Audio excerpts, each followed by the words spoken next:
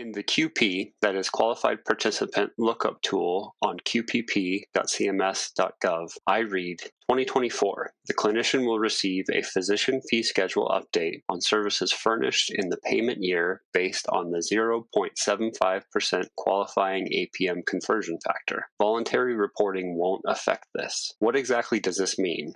And is there any benefit to reporting? Great question, Lisa. It's a confusing statement on more than one level. First, what does it mean voluntary reporting won't affect this? Second, does 2024 refer to the performance year or the payment year? And third, it's an incomplete description of the true incentive offered for the 2024 performance or the 2026 payment year. Now, to orient everyone, this refers to advanced alternative payment models, that is APMs. There's a threshold measurement of your patients who are attributed to you in an APM. If you exceed that threshold, you're considered a qualified participant in that APM. Medicare offers an incentive for providers who become QPs. This statement refers to that incentive for that QP status year by year. Now, first, let's tackle the statement voluntary reporting won't affect this. It basically means that the incentive is for being a QP. It does not depend in any way on reporting. You don't need to make a MIPS report to earn it. You don't need an APP quality report to earn it. If your quality score is low, you'll still be awarded the incentive. It makes no difference if your ACO, if your APM generated shared savings or not. It doesn't matter if they earned those shared savings to collect those shared savings or not.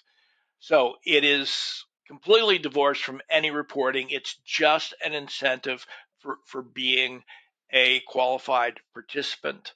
And it is in addition to whatever rewards come from the APM. Second, the statement is confusing in that it's unclear whether it's referring to the performance or payment year. In the context, I know this statement refers to the 2024 performance year. If you become a QP for the 2024 performance year, you'll receive higher reimbursement on your Medicare claims in the 2026 payment year.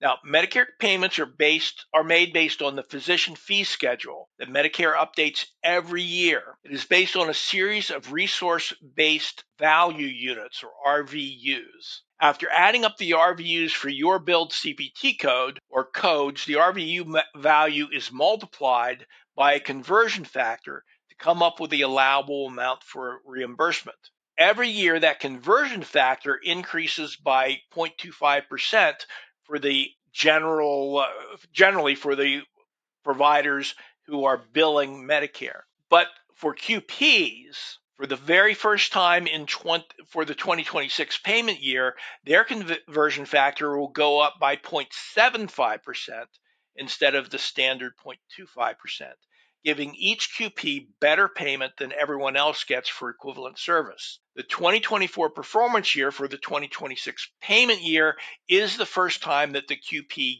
gets this type of incentive payment. This favorable conversion factor is expected to continue indefinitely. There's no end date set on it. Of course, it's liable for all the changes in legislation and all the changes in the rules that we know can happen from year to year. Now, finally, the statement is oversimplifying the QP incentive, particularly for the 2024 performance year and the 2026 payment year. The program started with an annual 5% lump sum payment for being a qualified participant, or a QP. You became a QP in the performance year. That first performance year was 2017.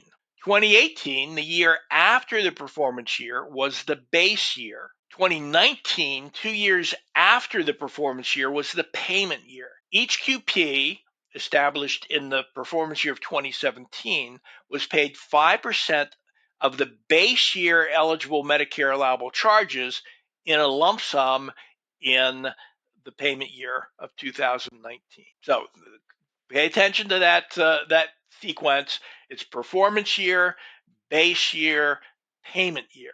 Now, the 5% lump sum incentive sunset after the 2022 performance year, meaning that the last 5% lump sum incentive is or was paid in 2024. Of note, I'm recording this in 2024, so I'm talking about this year that I am sitting in right now. Medicare added a 3.5% lump sum payment for APM participants who became QPs in 2023. That 3.5% lump sum payment will be paid to 2023 QPs in 2025, and that incentive will be based on the base year, that is this 2024 year, billings. Now, the 2024 performance year that I am in now became more interesting in March of 2024 when a minibus appropriations package passed by Congress and signed into law on March 9th added a 1.88% lump sum payment in 2026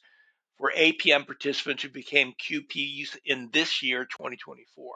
That 1.88% additional lump sum is in addition to the favorable conversion factor that was already scheduled to be paid to get started in this performance payment year dyad. That is, for qualified participants who became qualified participants in 2024, they will benefit both from that new 1.88% lump sum payment as well as the favorable conversion factor in the payment year of 2026. Now, it seems simple, but there is some ambiguous and even contradictory guidance out there, and does not all seem to be documented as carefully in the Electronic Code of Federal Regulations, that's the ECFR, as what is customary.